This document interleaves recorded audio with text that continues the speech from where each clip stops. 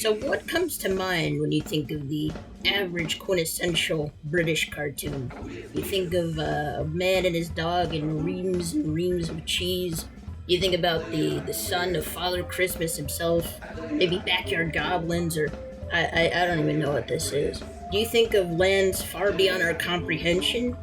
Is it a gaggle of stop motion rats that explore the... What was it? Okay.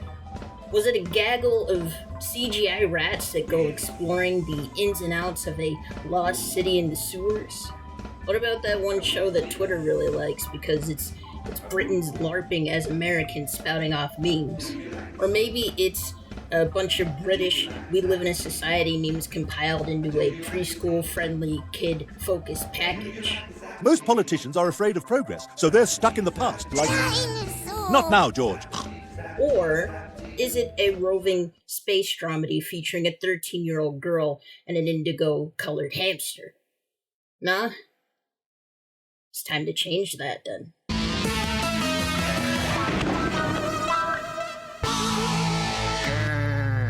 Bounty Hamster is a 2003 sci-fi comedy that aired on ITV for 4 months over the stretch of 26 11-minute segments. It's definitely not lost media or anything, but it definitely missed out on a chance to be exported abroad and actually have something of a cult following. Something like 64 Zoo Lane immediately outranks it because that got to America and this never did, as far as I can fathom at least.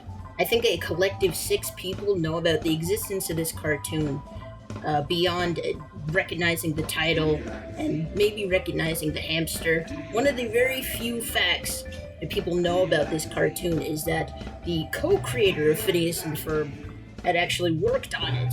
They don't even reference what he did. I assume most people don't know what he did, but that's usually one of the selling points of the show, is that he was on the show at some point. Isn't it kind of crazy that I'm releasing this back-to-back with that other video? I feel like I'm setting it out to die. You can't compete with this. You think it could compete with this? We're gonna try. We have to try. Bounty Hamster tells the story of a 13-year-old girl named Cassie who is on the hunt for her father after his spaceship gets ambushed by a bunch of space pirates and they get separated. She could definitely use the assistance of a proper bounty hunter, but the only one she can afford is this 6-inch tall indigo-colored hamster. His real name is Marion, but we usually just call him the hamster. But anyway, the two of them set off and search the galaxy for her missing father and any clues that might be associated with him, and they go on wacky adventures. Like I stated, this is nowhere near the most obscure topic that you could dig up. That being said, the few months that it was actually in production, it seems like it's had a bit of a hard life. It's been thrown around its schedule, it's been subject to budget cuts. There's not much background information available, though going off just what we can see from the cartoon itself, it seems like a worthwhile watch. Right off the bat, we can tell that the art style is pretty pleasing to look at. In motion, it's a bit hit or miss, but there's a clear effort to keep it feeling really bouncy and energetic. Pretty helpful feature when you're trouncing through cities and caverns and all types of other stuff you'd find in space. Every once in a while, there's a shot that's a bit too rough. Lip sync is non-existent in a shot or two every episode. Though considering how much they did get done, kind of willing to let it slide. And character acting, it can get a little muddled. There's just so much going on at once. Though I will give it credit because it tends to be one of the most lively parts of the cartoon. The character design is also of particular importance. I think it's one of the best features, visually speaking. As pointedly pleasing as it is, it maintains enough simplicity to carry everyone through those suspenseful bits. The backgrounds, they can feel a little bit generic, but they had to pump out dozens of these shits on a time limit, so again, not super worried about that. I think the concept itself is pretty distinguished compared to the rest of its contemporaries at the time, but there are definitely a couple other series that come to mind when I watch it. There's not too many space comedies to speak of in animation, though the few that I do remember come from the same time period or something like that. Spaced Out or Kaput and Zosky, they're probably the closest in general feeling to Bounty Hamster, even though they're entirely different modes and feelings of animated space adventure comedy. The former, being an obscure Cartoon Network Europe project from 2001, was a more pulled-back commentary on the cyclical nature of society with sitcom-style hijinks. Think The Jetsons with a little more heft. The latter, being an adaptation of a decently successful French comic, was a Laurel and Hardy type romp about two incompetent wannabe colonizers with illusions of grandeur. Probably comparable to Rabbits in Space. I promise it's actually a lot better than that. Hamster definitely demonstrates that it has a bit more of a dry, sardonic personality akin to Spaced Out, but the blend of pure absurdity and imagination is reminiscent of Kaput and Zosky, and it does give it a bit of a special edge. The comedy is easily where this show shines. It's definitely pretty goofy and self-referential, but in a way that feels a bit more pulled back, a little more refined, a little more reserved. Every once in a while, you're gonna find a silver C-3PO popping up in the middle of the ship to riff on the conditions of the latest adventure, but a lot of the time, it's a lot more character-focused. Obviously, the main duo have a particular dynamic. It doesn't feel as stereotypical as it is in concept. I don't think either one of them are particularly too inept to balance certain story beats and things.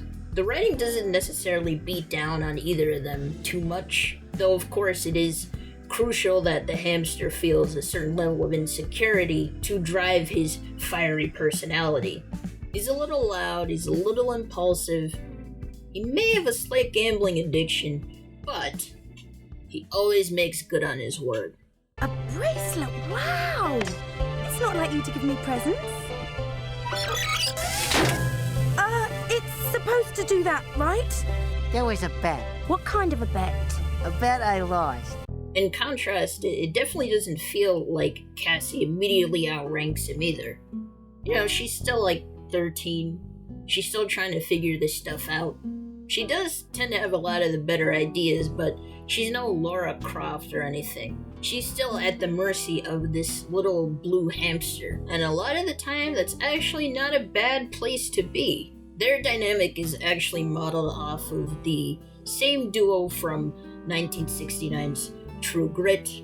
I have an embarrassingly limited perspective on John Wayne's filmography. Okay, here's an impression of John Wayne on the first Thanksgiving.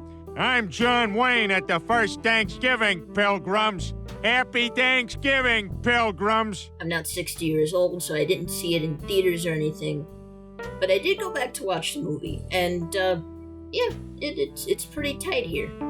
They hit on all the notes.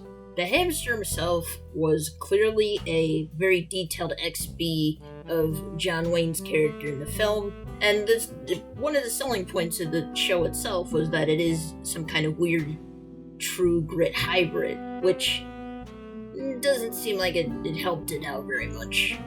Like I said earlier, the whole show came and went in basically a 4.5 month stretch of time. The little that we do know about the show is that it was treated quite poorly by the scheduling department. I don't know if they have Nielsen ratings over there. There aren't any clear figures as to how well it did or to what extent it was butchered. All that I know is that the grand series finale of the show, which in concept would have been an excellent way to cap it off, is nothing but a clip show. A clip show trying to emulate that of a big series finale. See, the hamster is supposed to be standing trial before, I don't know, the great bounty hunter council or whatever, who is indicting him based on his various crimes and foibles and personality flaws. So it's an excuse to run through the rest of the series, just to call back to kooky adventures they had and stuff that he did, and it all takes place on his spaceship. That makes him better, far better than any bounty hunter. That makes him my friend.